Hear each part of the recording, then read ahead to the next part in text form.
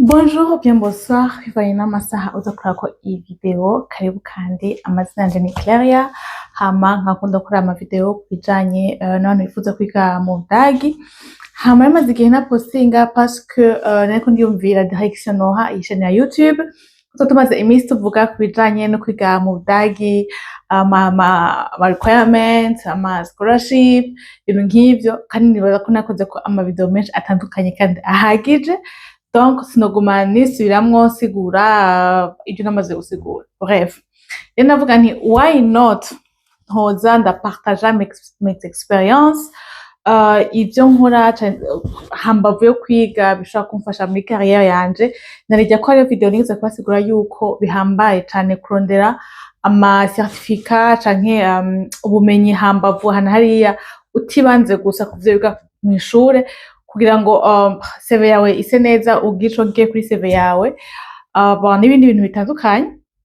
Rero ndavuga nti okay, maybe hambavu yo kuvuga ngo waplayinga gute, hambavu yo kuvuga ngo visa wirondera gute, kubera ikintu ntopartaja kandi iyo kote ikunda kumfasha mu buzima bwa misi yose, cane cane nka jewe ndi umunyeshuri.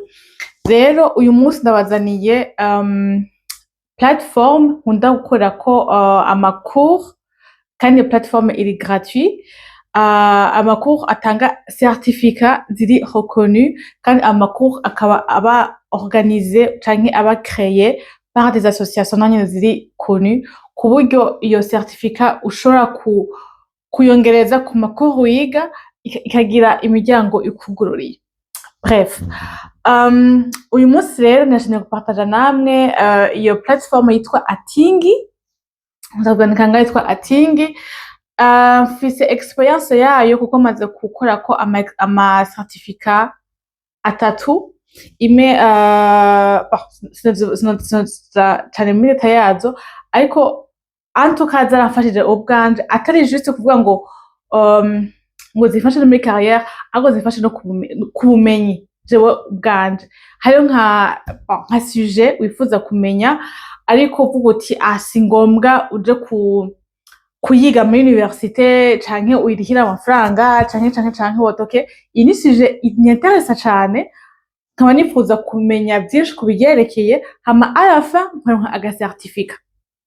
Kandi ni platform kabisa ukuntu wiga bivanye n'umwanya ufise. Par exemple, amakuru yayo biva ko maze kwikoresha incuro zitatu, ukaba wacima andi certificat ndiko ndiga aho nyene kuri iyo platform. Donc baraguha cours, iyo cours dufate muri rusangi nka data management, right? Hama ukavuga uti okay, data management mbona iri intéressant, ishobora no kumfasha mbwira ndiko ndaplayinga ku kazi canke kuri université n'ibindi. Ni kuvuga ko uwaza kwishima ico ukora gusa urienregistra, uratanga amazina yawe, uratanga adresse email, hama ukaverifya iyo adresse email, kuko ama certificat uzoronka bateza kuyarungika kuri adresse email wabahaye. Hama nk'akarorero iyo cours ifise nka module nk'atanu. Sinkabuye ko mw'ishuri ugenda buri munsi ngo utonde utegerezwa ngo wige. No, ushobora kubikora ku mwanya wawe wifuza. Ushobora ati nk'akarorero iyo data management course ifise nk'amasaha nk'atanu. Ushobora kuvuga okay, amasaha atanu ushobora gufata umunsi umwe nkicara nkiga amasaha atanu agahera, à la fin ukaronka certificat. Ushobora kuvuga uti okay, nta mwanya w'amasaha atanu mfise, reka ngabure ayo masaha atanu mu kiringo c'imisi itanu. Buri munsi ukiga isaha. Ni platform ikorohereza kuri pace yawe wifuza, umwanya wifuza, mugabo si juste ngo gupfa kwiga, kuko iyo certificat ngombwa ngo ironke batanga examen.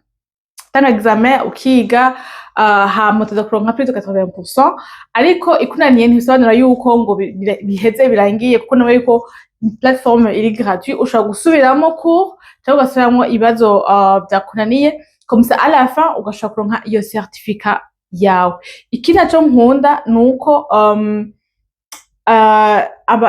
nawe bivuze ko kare, ariko kanayigaruka ko nuko abantu bakrea izo cours canke abantu canke institution zikrea izo cours ni institution zizwi kandi ziri reconnu. Sinzi nk'abamaze koko mukirana abantu muzi nka za JZ za nabonyemo JZ nabonyemo n'ama university atandukanye. Ni kuvuga ko nubwo uhejeje utagiye mu ishuri canke utaparticipe n'abandi kumva uzo kuzira individuel mwe kamemera umva yuko iyo certificat yawe ishobora kugira ico ikumariye. Hama ico ni ikintu kimwe nipfuza gupartaja namwe. Nimba ufise internet, nimba ufise telefone, si ngombwa ngo ufise na ordinateur, ushobora gukoresha telefone yawe ariko uteza kuba ufise internet kuko byose bibera en ligne, kandi ushobora kuprintinga izo certificat ukazitunga muri digital format, ariko urumva ko byose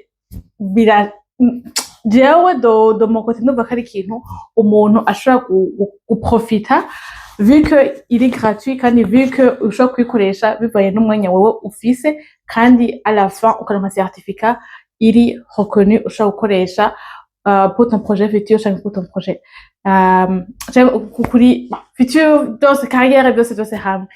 Ego nico rero nimba kubapartage namwe uyu munsi, hama nandi ma video ndababwira ibyo numva yuko ari sawa, sije none. Hama ndaza gushiraho link ndashaka link iyo platform, ndashaka izina iyo platform komsa mugiye en ligne mukarondera mushobora kubona yuko iyo mwabonye ari yoyo. Sawa rero, merci beaucoup de vous abonner encore, partager umuntu wari akeneye wibuze ko bakeneye iyi information. Hama kandi ndabatumire namwe mu commentaire nimba muzi utuntu astuce umuntu yokoresha canke azindi platform umuntu yokoresha, mwifuza kuzipartager n'abandi, muje muri commentaire mutubwire tumenye, hama tumaze kumenya tugire iki tukore igikenewe. Murakoze cyane rero, naho utaha.